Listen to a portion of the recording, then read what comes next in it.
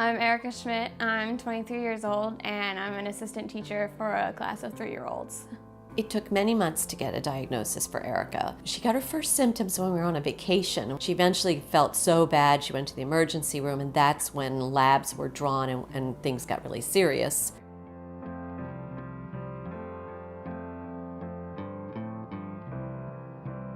For me, it got to my kidneys, and I also, a blood clot got in the retina of my left eye, so I lost sight from that eye as well.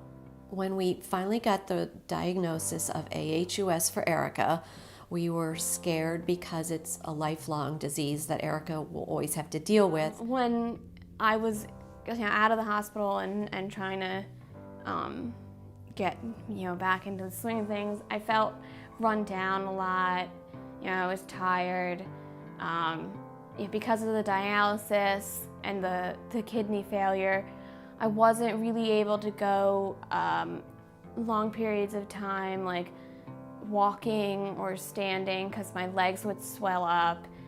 It was devastating. We didn't know if she was gonna get healthy, if this was gonna ever end. It felt like this might have to be the lifestyle she'd have to get used to, and it took away from our family. I took a leave of absence from work to stay home with her because she really couldn't manage on her own, and here she was just a young girl, and it was a horrible thing to watch.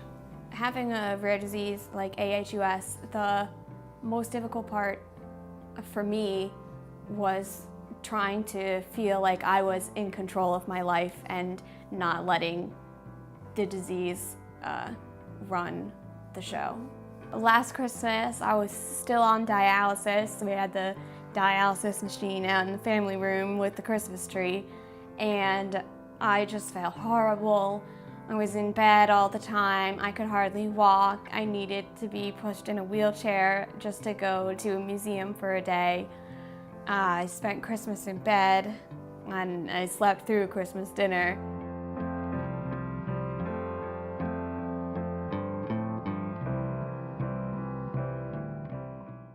I do a lot of community theater. I was in a show about a year ago.